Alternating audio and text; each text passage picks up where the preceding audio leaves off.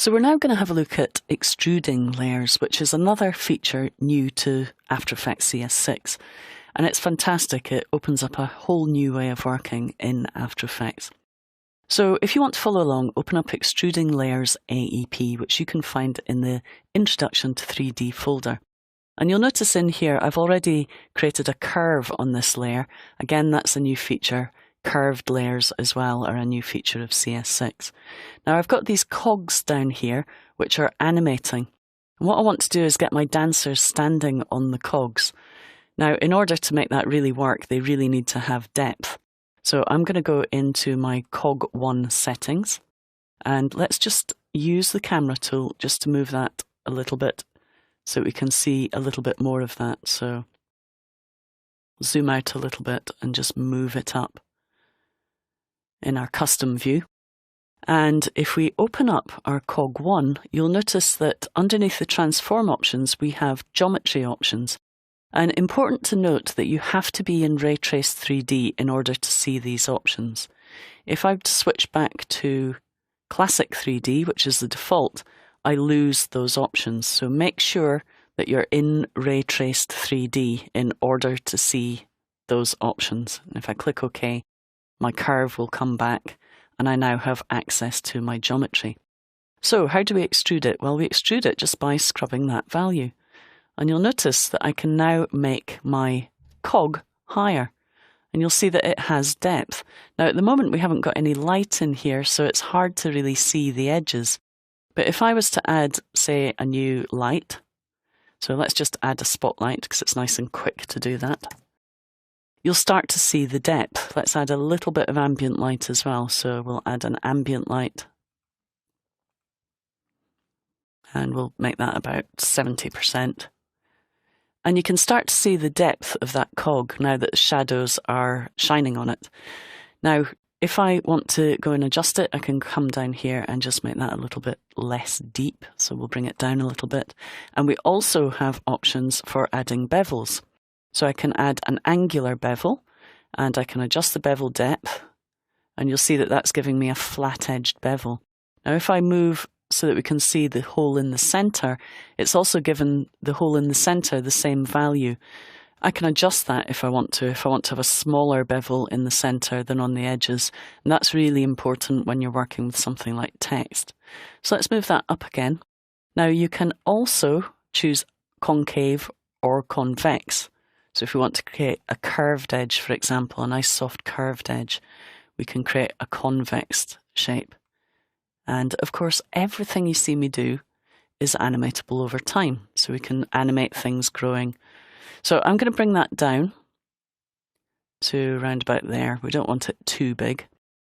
Of course, I can always copy these settings. So select them, hit Command C or Control C, go into cog 2, and just paste them in. So now both cogs have extrusion and depth.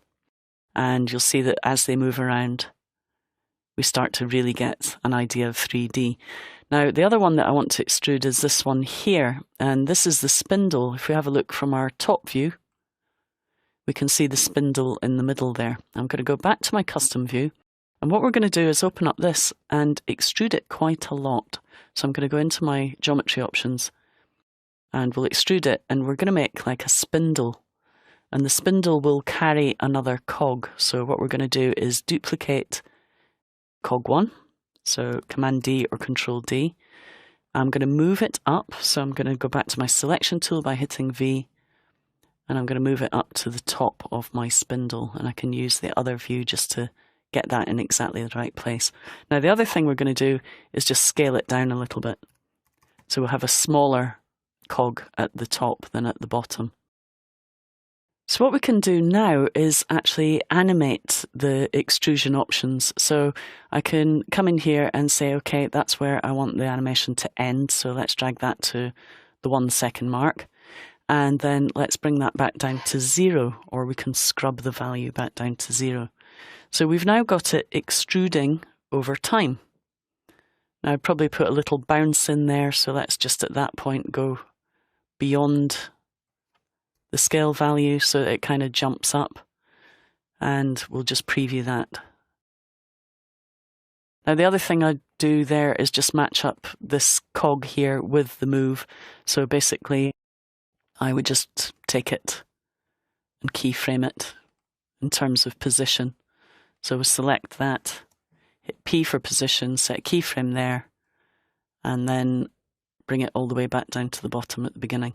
Now you may need to keyframe intermediate points, so we may need to go halfway through and just check that it matches up with the speed of the spindle.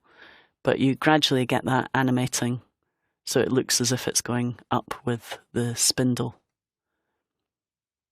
And there we go. Okay, and that's going to become a platform for a can to stand on. Now, as I said, it's really quick working in this Draft 3D, but you'll notice that if I jump to adaptive resolution, and I'm on a Mac with no supported graphics card, when you're working in Ray Trace 3D, you really want to use one of the supported graphics cards, and you can see a list of those on the Adobe website.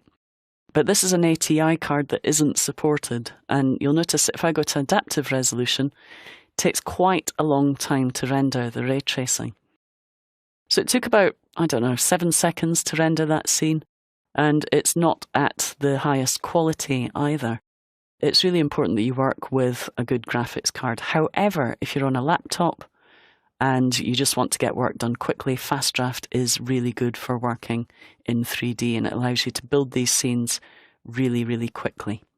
So that's a little bit about how you can extrude and animate 3D layers now in After Effects CS6.